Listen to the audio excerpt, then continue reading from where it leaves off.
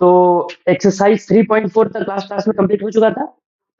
Next हम लोग को शुरू करना है एक्सरसाइज 3.5, लेकिन उसको पढ़ने से पहले हम लोग को कुछ बेसिक इंट्रोडक्शन वगैरह थोड़ा सा जान लेना पड़ेगा। और ये मतलब मान लीजिए कि काफी इंपॉर्टेंट टॉपिक्स है, एग्जाम में डिट्टो सीधा क्वेश्चन आ जाएगा और करना काफी आसान भी है, बस थोड़ा सा कुछ कुछ जगह पर आपको सीधा रट लेना पड़ेगा। कोई वहां विकल्प नहीं है, समझने जैसा कुछ खास है नहीं। हाँ, ऐसा नहीं है कि कोई भी ऐसा नहीं होगा कि अचानक पता चला ऊपर से नीचे गिरा, ऐसा नहीं होगा, लेकिन यही है कि बहुत ज्यादा समझने जैसा कुछ है नहीं। तो सबसे पहले बात हो रहा है कि आखिर हम लोग देखे थे रेशनल नंबर्स क्या होता है। हम रेशनल नंबर का डेफिनेशन हल्का सा बताए थे। रेशनल नंबर हम लोग उन नंबर्स को कहते हैं जिसको हम लोग पी बाई क्यू के फॉर्म में रिप्रेजेंट कर सकते हैं, लेकिन क्यू जीरो नहीं होना चाहिए, डिनोमिनेटर जीरो नहीं होना चाहिए, क्योंकि फिर वो अनडिफाइंड हो जा रहा था। तो जितना वैसा नंबर रहेगा उसको हम लोग रेशनल नंबर कह रहे थे, जिसको पी बाई क्यू के फॉर्म में रिप्रेजेंट कर सकते हैं। तो पी बाई क्यू के फॉर्म में रिप्रेजेंट कर सकते हैं, उसको नंबर लाइन पर भी इजिली लोकेट किया जा सकता है। अब दिक्कत क्या है, इरेशनल नंबर्स को हम लोग पी बाई क्यू के फॉर्म में रिप्रेजेंट नहीं कर पाते हैं। तो पी इरेशनल नंबर का आपको डेफिनेशन दिया हुआ है कि the numbers which can't be shown as the ratio of integers। Ratio of integers मतलब वही फ्रैक्शन के फॉर्म में हम लोग नहीं कर सकते हैं, फ्रैक्शन के फॉर्म में नहीं कर सकते हैं, इसका मतलब पी बाई क्यू के फॉर्म में रिप्रेजेंट नहीं कर सकते हैं। तो बात वही है कि हम लोग पी बाई क्यू के फॉर्म में इरेशनल नंबर्स को लोकेट नहीं कर पाएंगे। अब इससे पहले तक क्या था कि जो हम लोग खाली सिर्फ हम लोग पाइथागोरस थ्योरम हर जगह यूज करते थे, सुनते आए थे। बुक चेंज हुआ है, और बुक चेंज होने के साथ साथ इस बार से इंडियन नॉलेज के ऊपर काफी ज्यादा ध्यान दिया जा रहा है। तो बताया जा रहा है हम लोग को कि जो पाइथागोरस एक साइंटिस्ट का नाम हुआ करता है, साइंटिस्ट स्कॉलर जो बोलिए, वो ग्रीस के हुआ करते थे उस समय। और ये बात आज से लगभग मान लीजिए कि कम से कम भी तो 2300 साल 2400 साल ऐसा कुछ पुराना बात है। उससे भी पहले लगभग 800 बीसीई के अराउंड में एक स्कॉलर हुआ करते थे हम लोग के इंडियन के, जिनका नाम था बौद्धयान। वो कर क्या रहे थे, स्कॉलर मतलब उस समय की जनरली लोग ऋषि मुनि लोग हुआ करते थे, तो वो फायर एल्टर्स बना रहे थे। फायर एल्टर्स कहने का मतलब, सरल की जगह दो, फायर एल्टर्स। हाँ, फायर एल्टर मतलब होता है हवन कुंड। हवन कुंड, तो हवन कुंड वो बना रहे थे। अब इससे पहले तक हम लोग जान रहे हैं कि कोई भी नंबर है आप उसको लोकेट कर पा रहे हैं, इजिली कर ले रहे हैं। रेशनल नंबर को कर ले रहे थे, उनको कुछ ऐसा ऐसा नंबर मिला। अब नंबर क्या, वो मेजरमेंट से करना चाह रहे थे, कुछ कुछ ऐसा मेजरमेंट उनको मिला जिसको नहीं किया जा पा रहा था। तब वहां पर वो इरेशनल नंबर्स को लेकर के आए, और उसके बाद फिर यही सेम नंबर सेम प्रॉब्लम आगे जाके ग्रीस भी फेस किया, वहां जैसे कुछ स्कॉलर भी फेस किए। और फिर कहानी ये जो आया जिसको हम लोग पाइथागोरस थ्योरम बोलते हैं, अब से उसका नाम हम लोग को और थोड़ा सा इंडिया को भी हम लोग को ग्लोरीफाई करना है। इंडिया का भी क्योंकि कंट्रीब्यूशन है उस फील्ड में, अभी तक उसको हम लोग उतना ज्यादा मतलब ध्यान नहीं दे पा रहे थे उस पर, लेकिन अब हम लोग को देना है। तो अब हम लोग उसको बौद्धयान पाइथागोरस थ्योरम कहेंगे। तो जहां पर भी बौद्धयान पाइथागोरस थ्योरम लिखा हुआ रहेगा वहां ध्यान देना है। बौद्धयान हमारे इंडियन स्कॉलर हुआ करते थे, पाइथागोरस एक ग्रीस के स्कॉलर हुआ करते थे। इन दोनों का लगभग कंट्रीब्यूशन से ये जो थ्योरम बना है, जिसको हम लोग H square equal to P square plus B square के फॉर्म में जानते हैं। ठीक, तो उसमें एक जो नंबर है वो है आपका, जो सबसे आसान से जो नंबर मिल गया वो है आपका रूट 2। रूट 2 कैसे मिला होगा, रूट 2 आपको मिला ऐसे कि मान लीजिए आप एक बना रहे थे, एक यूनिट का लिए लेंथ, एक यूनिट का लिए ब्रेथ। ठीक, वन वन यूनिट है, आप सेंटीमीटर मीटर कुछ भी रख सकते हैं। उसके बाद फिर जब इन दोनों को कनेक्ट किया गया, ये जो बना, आखिर इसका लेंथ क्या होगा, इसको हम लोग कैसे लोकेट करेंगे। तो इसी के चलते फिर वहां पर अब खोजा गया कि यहाँ 90 डिग्री बन रहा है, H square equal P square plus B square, यानी 1 स्क्वायर प्लस 1 स्क्वायर। तो ये हो गया 1 प्लस 1। इधर भी H square equal to P square plus B square, H square equal to P square plus B square, H equal to under root 2। ये जो value आ गया मेरा अंडर रूट 2। अब अंडर रूट 2 को हम लोग इरेशनल नंबर कहते हैं, इसको हम लोग पी बाई क्यू के फॉर्म में रिप्रेजेंट नहीं कर पाते हैं। काहे नहीं कर पाते हैं, फिर से थोड़ा सा, पी बाई क्यू के फॉर्म में उसको रिप्रेजेंट कर सकते हैं जिसका वैल्यू डेसिमल में भी कन्वर्ट करने के बाद कोई डेफिनेट वैल्यू आ जाएगा। आप जब रूट 2 का वैल्यू चेक कीजिएगा ना, तो 1.414 करके चलता ही जाएगा। उसका कोई एग्जैक्ट वैल्यू नहीं आ पाता है। और चूंकि एग्जैक्ट वैल्यू नहीं आ पा रहा है, इसलिए हम लोग इसको पी बाई क्यू के फॉर्म में रिप्रेजेंट नहीं कर सकते हैं। और पी बाई क्यू के फॉर्म में अगर रिप्रेजेंट नहीं कर सकते हैं, तो ये हो गया हमारा इरेशनल नंबर। ये थोड़ा सा कहानी था, ध्यान में रखने के लिए।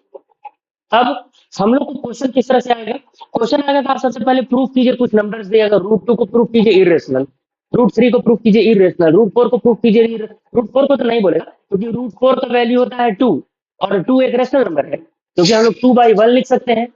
कहानी हो गया। तो हम लोग प्रूफ करेंगे कुछ नंबर्स को। सबसे पहले इसको हम लोग इरेज कर लेते हैं।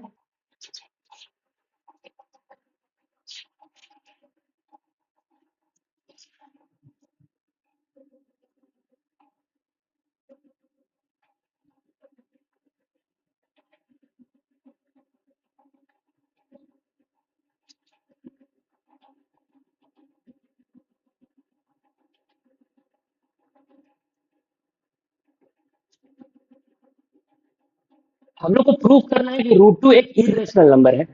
अब इसको प्रूव करने के लिए हम लोग जो तरीका अपनाते हैं, वो उसको हम लोग बोलते हैं bye contradicting.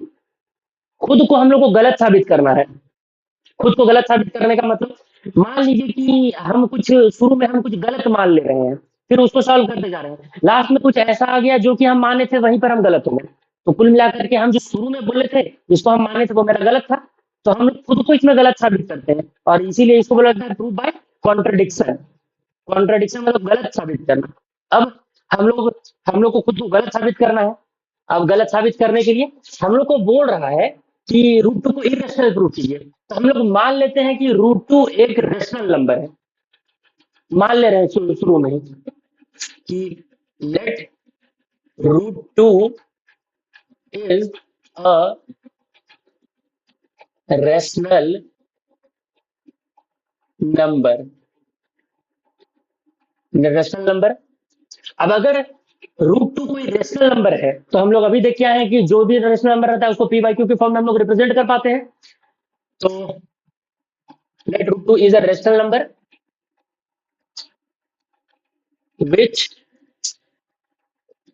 can be represented in the form of p by q। p by q, यहां पर ध्यान क्या देना है? q जीरो नहीं होना चाहिए, पहला ये ध्यान देना है। और दूसरा क्या ध्यान देना रहता है कि p और q जो है वो सिंपलेस्ट होना चाहिए। मतलब अगर मान लीजिए कहीं हम हल्का सा समझा रहे हैं कि अगर मान लीजिए कहीं लिखा हुआ है 4/8, तो हम लोग इसको नहीं, इसको ये सिंप्लीफाई हो सकता है, इसको और सिंप्लीफाई कीजिए, 4 1 जा 4, 2 जा 1/2 लिखेंगे। क्योंकि अगर ऐसा मान लीजिए 4/8 लिखा हुआ है, कहीं लिखा हुआ रहेगा 8/16, तो इसको भी कट करेंगे तो वही आ जा रहा है। तो हम लोग रेशनल नंबर को, वहां रेशनल नंबर उसको बोलते हैं जब हम लोग उसको सिंप्लीफाई कर देते हैं, मतलब कि दोनों के बीच में कोई भी कॉमन फैक्टर नहीं होना चाहिए। और जिन नंबर का कोई कॉमन फैक्टर नहीं होता है, उनको हम लोग को प्राइम नंबर कहते हैं। को प्राइम, जिनका आपस में कोई कॉमन फैक्टर नहीं होगा, बस एक वन, वन तो सबका कॉमन फैक्टर होता है तो वन रहेगा, उनको को प्राइम कहते हैं। जिसका वन के अलावा कोई कॉमन फैक्टर नहीं होगा, वन और टू का वन के अलावा कोई कॉमन फैक्टर नहीं है, उसी तरह से। तो ये हम लोग समझने के लिए थोड़ा सा बताएं कि जिसमें पी और क्यू के फॉर्म में रिप्रेजेंट करते हैं, क्यू जीरो के बराबर नहीं होना चाहिए, and and P and Q R को प्राइम। पी और क्यू को प्राइम है, इसका मतलब ये है कि दोनों का कोई कॉमन फैक्टर नहीं है। ध्यान ये रखना है। अब हम लोग जो हम लोग कहे थे उसको सबसे पहले आते हैं। हम लोग बोले रूट टू को पी बाई क्यू के फॉर्म में रिप्रेजेंट कर सकते हैं, लिख देते हैं root two is equal to P by Q. ठीक। अब अगला जो स्टेप है वो हम लोग को एकदम रट ही लेना है, कोई विकल्प नहीं है। दोनों साइड को हम लोग स्क्वायर करेंगे, दोनों साइड को। तो लिखना पड़ेगा, मैथ में कोई भी चीज हवा में नहीं होता है, आपको लिखना पड़ता है, बताना पड़ता है। तो हम लोग लिखेंगे स्क्वेयरिंग बोथ साइड्स।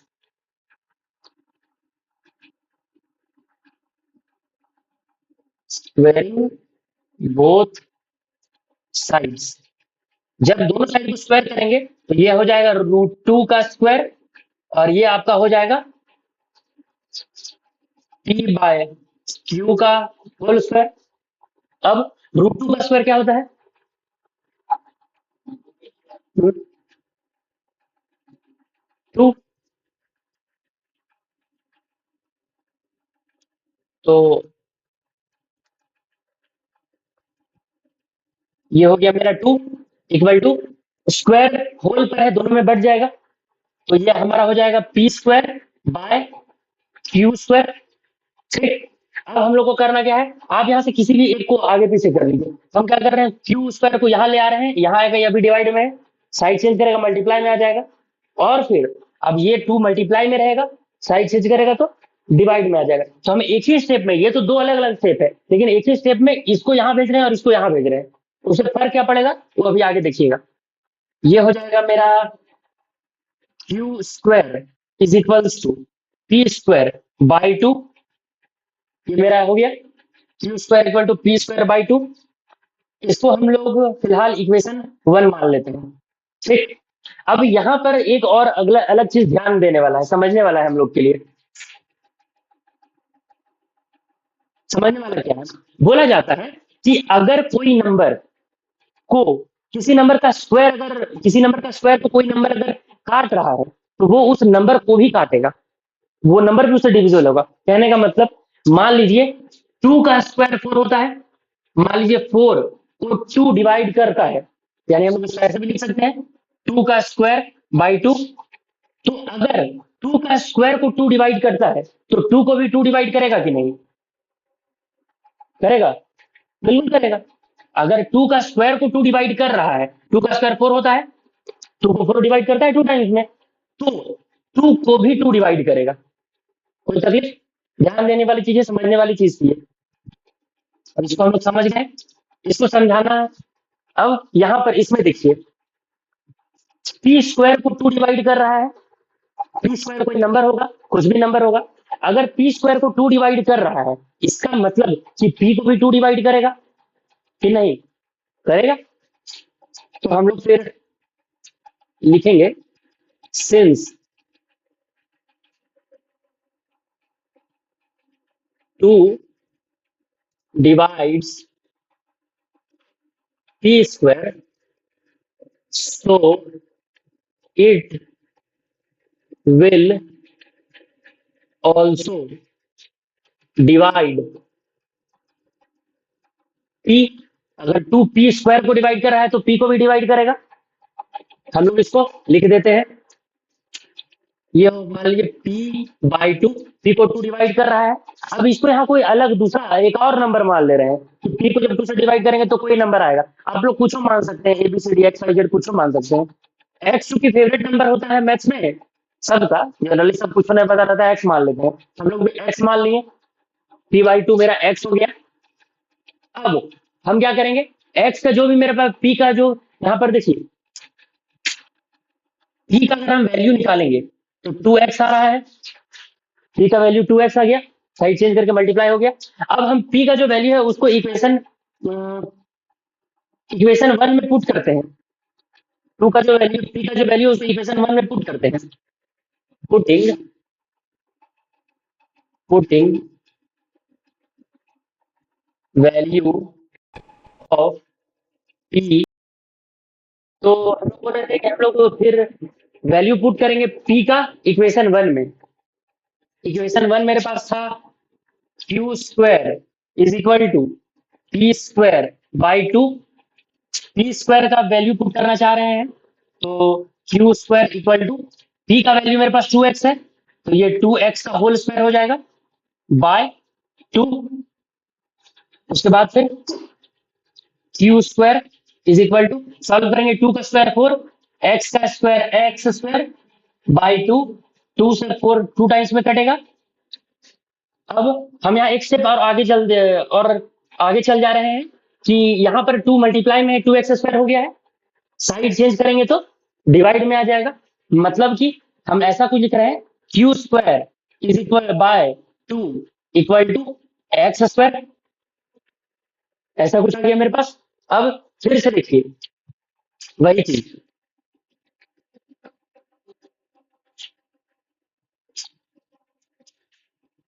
यहाँ देखिए, सिंस टू जो है वो क्यू स्क्वायर को डिवाइड कर रहा है, इसका मतलब है कि वो क्यू को भी डिवाइड करेगा। अभी हम समझाए थे यहाँ पर कि कैसे डिवाइड करता है। तो अगर टू जो क्यू स्क्वायर को डिवाइड कर रहा है, क्यू को भी डिवाइड करेगा। हम लोग वही लिखेंगे, since to divides divides Q square, so it will divide Q also. Q को भी डिवाइड कर रहा है, यहाँ हम लोग को ये पता चला। लेकिन अभी हम लोग थोड़ा देर पहले बोले थे, यहाँ पर बोले थे कि पी और क्यू का कोई भी कॉमन फैक्टर नहीं है, कोई को प्राइम है। यहाँ देखिए गड़बड़ का हो गया, मेरा पी को भी टू डिवाइड कर रहा है, क्यू को भी टू डिवाइड कर रहा है। कॉमन फैक्टर तो हो गया पी और क्यू के बीच में टू। हम लोग अपने आप को गलत हो गए यहाँ पर। हम लोग बोले थे कि कोई सा कॉमन फैक्टर नहीं है, वो को प्राइम है। लेकिन यहाँ तो कॉमन फैक्टर आ गया, दोनों पी और क्यू में दोनों टू से डिवाइड हो रहा है। तो यहाँ पर हम गलत साबित हो गए। अब हमको कंक्लूड कर देना है बस कि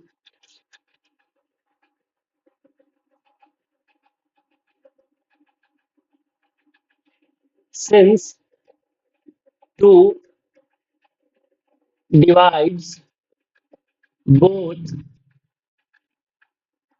P and Q, since P divide which contradicts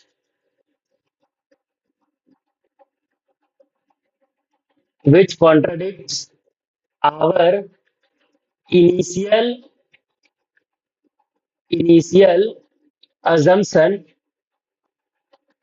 assumption that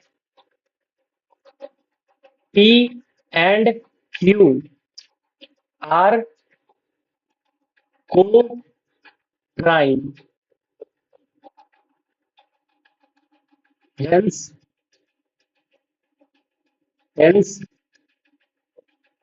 root 2 is not rational, not a rational number, not a rational number, rather is an irrational number. तो इस हिसाब से हम लोग बोल दिए कि रूट टू जो है वो रेशनल नहीं है, बल्कि एक इरेशनल नंबर है, क्योंकि हम लोग जो माने थे वो गलत साबित वहां हो गए। अब यहाँ पर ध्यान ये देना है कि आप लोग हो सकता है कि स्टेटमेंट थोड़ा बहुत अलग लिख सकते हैं, कोई रट उठ के लिखने का कोई मतलब नहीं बनता है। स्टेटमेंट अलग हो सकता है, लेकिन लगभग प्रोसेस यही है, रहेगा। बुक में हम लोग को थोड़ा सा अलग तरीके से बताया गया है, वो थोड़ा सा अलग था। हमको ये वाला ज्यादा इजी लग रहा है कि इसे जल्दी समझ में आता है, तो इसलिए ये है। बाकी अगर आप लोग को कोई और तरीका भी पसंद आए, कोई और तरीका इजी लगे, तो उसे भी किया जा सकता है, तो इसको छाप लीजिए।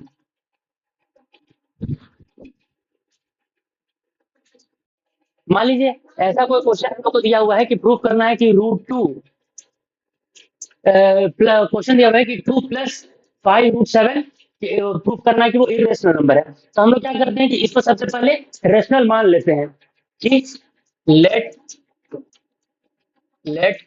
2 + 5√7 इज अ रेशनल नंबर। हम लोग पहला काम करेंगे कि उसको इरेशनल प्रूफ करने के लिए रेशनल मान लेंगे। अब जब इसको रेशनल मान लिए तो उसको पी बाई क्यू के फॉर्म में रिप्रेजेंट भी कर सकते हैं। तो 2 + 5√7 हम लोग पी बाय क्यू के फॉर्म में रिप्रेजेंट भी कर सकते हैं। इसको करना थोड़ा सा सॉल्व और आसान होता है। करना क्या है, हम लोग को जिसको प्रूव करना है सबसे पहला का, उसको रूट वाला जो वैल्यू रहेगा ना उसको वही रहने दीजिए, बाकी सबका साइड चेंज कीजिए। अब यहाँ पर 5√7 को यहीं पर अभी रहने दीजिए, 5√7 इसका साइड चेंज कीजिए, 2 प्लस में है, साइड चेंज होगा तो माइनस, पी बाय क्यू -2। ठीक, अब हम लोग को बस यहाँ पर √7 लेकर के आना है। रूट 7 लेकर के आना है। रूट 7 यही रहने दीजिए। 5 यहाँ मल्टीप्लाई में साइड चेंज होगा तो divide equal to P/Q -2 divide 5 multiply में था, पूरा पूरी डिवाइड में हो गया। अब ध्यान देने वाली क्या बात है, ध्यान हम लोग को देना है। देखिए हम लोग बोल रहे हैं P/Q एक रेशनल नंबर है। प्रतीक हमने P/Q एक रेशनल नंबर है। रेशनल नंबर में 2 भी एक रेशनल नंबर है। रेशनल नंबर में रेशनल नंबर सब्ट्रैक्ट हो रहा है, माइनस हो रहा है, तो क्या आना चाहिए? एक रेशनल नंबर आना चाहिए। एक रेशनल नंबर P/Q को हम लोग बोले हैं 2 ये जो है एक रेशनल नंबर है जिसको P/Q के फॉर्म में रिप्रेजेंट कर सकते हैं। तो P/Q तो एक रेशनल नंबर हो गया, 2 भी एक रेशनल नंबर है। रेशनल में रेशनल सब्ट्रैक्ट होगा तो रेशनल आएगा। और अब यहां पर मेरा एक रेशनल नंबर आया है, रेशनल में रेशनल डिवाइड भी होगा तो क्या आएगा? एक रेशनल नंबर आएगा। तो कुल मिलाकर के मेरा इसको पूरा सॉल्व करने के बाद एक रेशनल नंबर आ जा रहा है। और हम लोग को अब यहाँ पर एक बार प्रूफ करके दिखा देना पड़ेगा इसके बाद फिर कि रूट 7 एक इरेशनल नंबर है, जो कि हम लोग जान भी रहे, प्रूफ भी हो जाएगा। अभी कैसे करते हैं पहले क्वेश्चन में करके दिखाए हैं। तो इसके बाद आप लोग रूट 7 को अगर आपको दिया हुआ है, कभी कभी क्या करता है ना, क्वेश्चन में दे देता है कि proof this as irrational number when root 7 is irrational. आपको इसको इरेशनल प्रूफ करना है जब बोल दे रहा है कि रूट 7 इरेशनल है।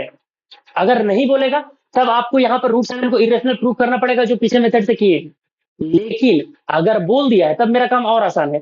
हमको पता है कि रूट 7 इरेशनल है और मेरे इधर जो आ रहा है वो रेशनल नंबर आ जा रहा है। अब इरेशनल और रेशनल बराबर कैसे हो सकता है? यहाँ इक्वल टू का साइन है, मतलब रेशनल और इरेशनल बराबर, ये कैसे संभव है? नहीं संभव है। इसका मतलब तो यही है कि हम लोग जिसको रेशनल मान लिए वही गलत किए। तो बस प्रूफ हो गया। ये और आसान, बिना किसी मेहनत के कि इसको लिखेंगे हम लोग कैसे कि P/Q -2 divided by 5 will be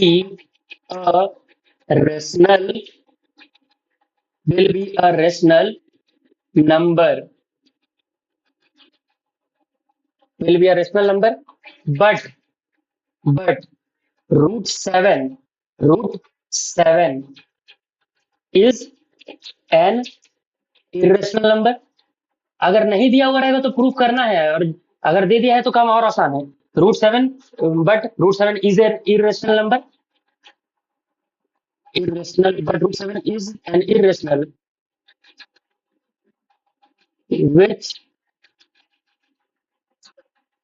can't be equated। हम लोग इन दोनों को, एक रेशनल और इरेशनल को इक्वेट नहीं कर सकते हैं। तो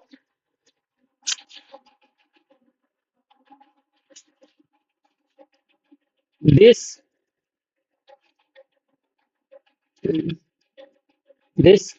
contradicts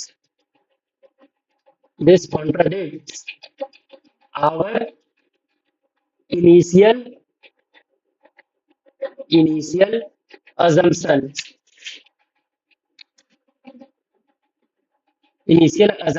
this contradicts our initial assumption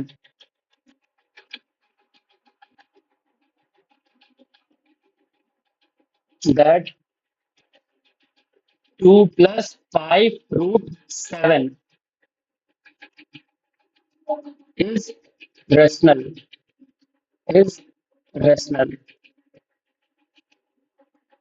hence we can say that। लिखने का तरीका अलग भी हो सकता है, आप लोग आगे पीछे भी लिख सकते हैं, कोई जरूरत नहीं है रट करके छापने का।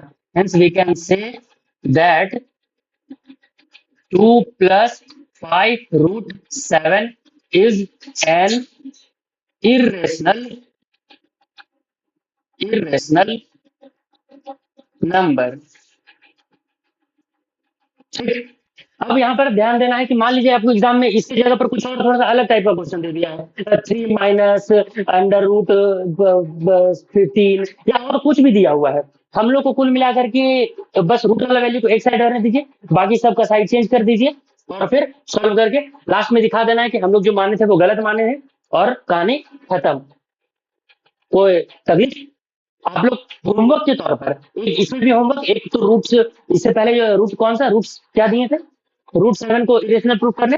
और इसमें एक होमवर्क आप लोग लिख लीजिए, होमवर्क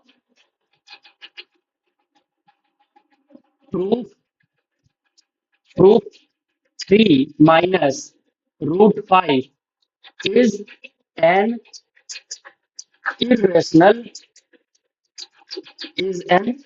irrational नंबर।